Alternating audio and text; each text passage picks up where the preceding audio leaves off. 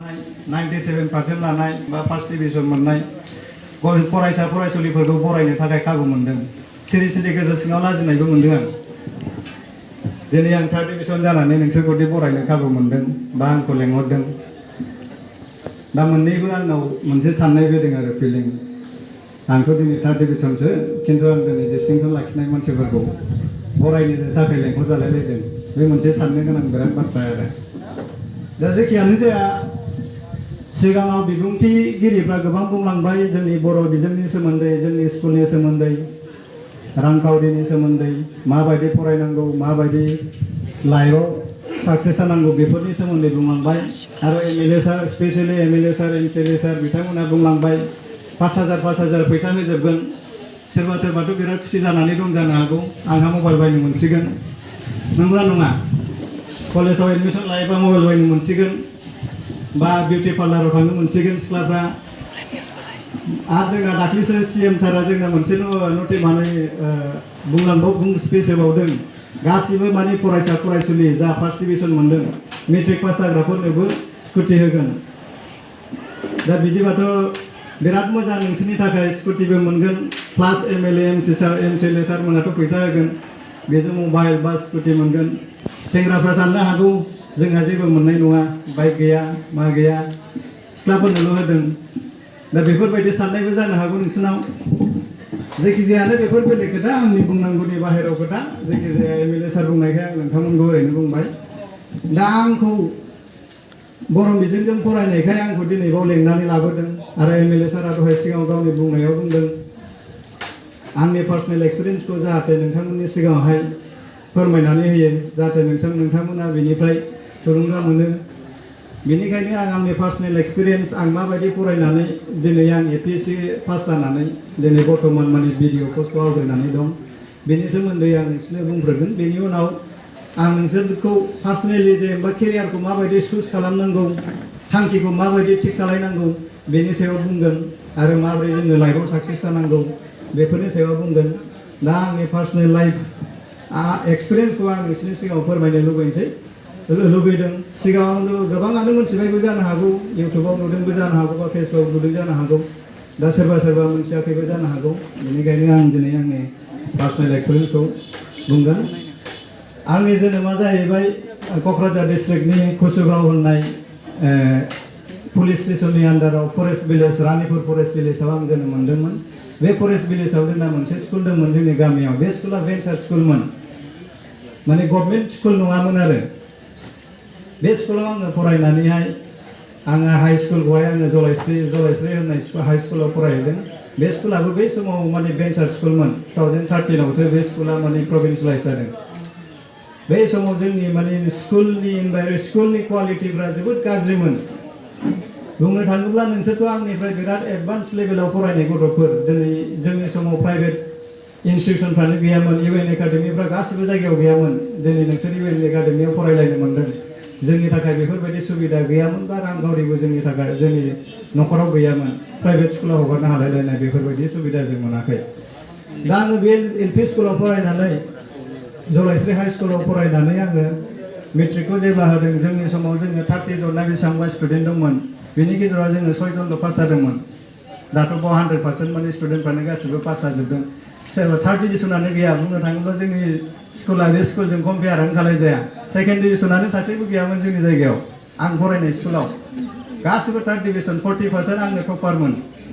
बे स्कुलनि 40% आनो टपारमोन। ओरैबायदि माने क्वालिटि, माने मोजां नङामोन आरो क्वालिटि अफ इडुकेसना। जानो हागौ माबा खारननि थाखाय जेनेबा स्कुला गोग्लैसोनायमोन, खिन्थु दा बेफोरबायदि स्टेटासआव गैला। दा माने आं फरायनाय स्कुलफ्राबो बिराद मोजां रिजाल्ट लाबोयो। बै समाव खम लाबोदोंबाबो दा इमप्रुभ जालांबाय, बा प्रभिन्सियेलाइजबो जालांबाय। 2013आव प्रभिन्सियेलाइज जानानै माने मास्टारफ्राबो माने मोजाङैनो सेलारि टेलारि मोननानै दा मोजाङै माने सालायलांबाय थायो आरो। दा मेट्रिकखौ आङो 40% पास खालामनानै आं क'क्राझार गभर्नमेन्ट कलेजाव एडमिसन लाफैदोंमोन। हायार सेकेन्डारियाव आं खेबसे फेल जादोंमोन। आं बे समाव माने गोदान जोंनि हायार सेकेन्डारियाव थाङोब्ला जोङो मा खालामनांगौ जायो, गोदान मोनसे मिडियामाव फरायहैनांगौ जायो। बर' मिडियामनिफ्राय डाइरेक्ट इंलिस मिडियाम। नंगौना नङा? दा नोंसोर मेट्रिक पास जाबाय, गाबोन 11आव नों एडमिसन लायोबा कलेजाव डाइरेक्ट इंलिस मिडियामाव नोंसोर एडमिसन लायनांगोन। दा जोंना स्ट्रिमानो मोनसे चेन्ज जायो।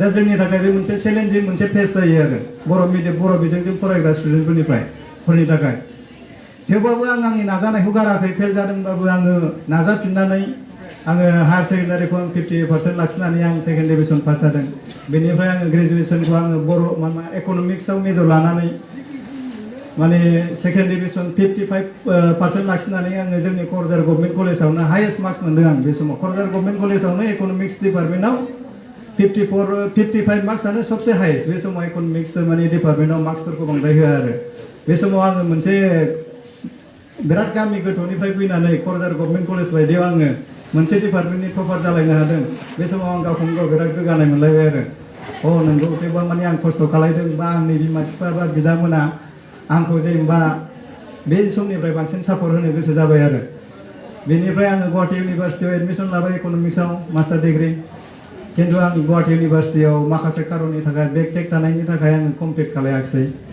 बेनिफ्राय आङो कमप्लिट खालामैनि थाखाय आङो जोंना माखासे लोगोफ्रा मोनसे साननाय दंमोन जोङो इंलिसावबो उइकखा ग्रेजुवेट जाबाबो जेनेबा जोङो इंलिसावबो बर' मिडियामजों फरायग्रा गथ'फ्रा एसे उइक जाखायो लिरनो फरायनानै मोखास्थ' लानानैसो बांसिन मानसिफ्रानो बिए बा माने डिग्रिखौ कमप्लिट खालायो जोंबो बिदिनो मोखास्थ' लायै फरायै बिएखौ कमप्लिट खालायबाय दा इउनिभार्सिटियाव थांबा माखासे कनसेप्टखौ बुजिहैया बेफोरबायदिनि थाखायनो जोङो मा सानोमोन जेराव इंलिस सोलियो गुवाहाटीयावबोथ' इंलिसनि सोलिया एसामिससो सोलियो रायलायनाय मानाय गासिबो जोङो कमिउनिकेट जाखालायो ओंखायनो जों माखासे फ्रेन्ड सार्केल दंमोन जोङो पुने बा माने पन्डिचेरि इउनिभार्सिटियाव थांनानै फरायनोसै जाहाथे जोंनाबो इंलिसआ इमप्रुभ जानानै फैयो जाहाथे जोङो एसिस्टेन्ट प्रफेसार बायदिसिना जायोब्ला जोङो इंलिसखौ मोजाङै स्पिच होनो हायो बेफोरबायदि मोनसे जोंना साननाय दंमोन बा जोंनि सिनियरफ्राबो फरायहैदोंमोन बे समाव माने बिसोर फैनानै पन्डिचेरियाव फरायनानै पुनेयाव फरायनानै फैनानै बिराद मोजां इंलिस रायलायफैयोमोन बेफोरखौ जोंबो सानोमोन आरो होमबालाय जोंबो थांनोसै बाहायनो फरायनोसै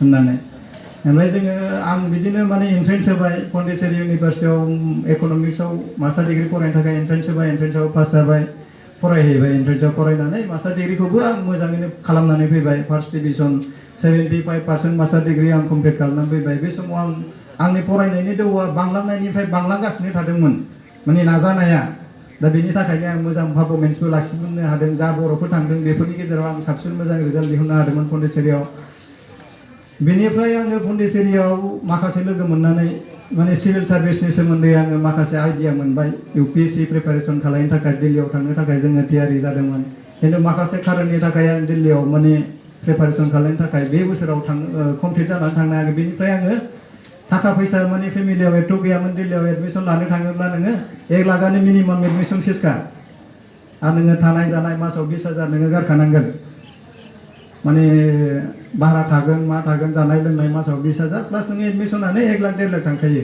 कचिं सेन्टारफ्राव एडमिसन लानो थाखाय दा थाखा सर्टेजनि थाखाय आङो बे माने 2013 आव आं जेब्ला एमए खौ पास जायो बे समाव आं थांथ'वासै होमबा आरो आं मुम्बाइआव मोनसे एन्ट्रेन्स होलायबाय मुम्बाइआव international institute of population science होननाय मोनसे इन्स्टिटिउट दङ बाव आं मोनसे मास्टार डिग्री खालामबावबाय मास्टार अफ पपुलेसन स्टाडिस होनो बेखौ आङो मुम्बाइआव थांनानै मास्टार डिग्री मोनसे कमप्लिट खालामखांनायनि उनाव फाइनालि आं डिसाइड लाबाय आङो न'आव रायलायबाय बिदाजों रायलायबाय बिदाया जोंहा एसे बिजनेस मावो ओमफ्राय बिदाजों आं दिल्लीयाव थांनोसै कचिं लायनोसै इउपिएससिनि प्रिपारेसन खालामनोसै मा जायो जाथोंसै हायो हाया आं ट्राइ खालामबाय थानोसै नाजाबाय थानोसै होननानै आङो अब्ला आंखौ न'निफ्राय सापर्ट खालामबाय ओमफ्राय आङो बिदिनो दिल्लीयाव कचिं लानो 2014 आव आं कचिंआव एडमिसन लाफैबाय बाजिराम इन्द्राबी होननाय इन्स्टिटिउट माने अल इन्डिया माने टप मोस्ट इन्स्टिटिउट होनजायो बे इन्स्टिटिउटनिफ्रायनो गोबां आइएएसफोर माने आइएएस आइपिएस बा माने सेलेक्सन जाबाय थायो आरो बयबो बेखौनो प्रिपेयार खालायो आरो बाव आंबो एडमिसन लाबाय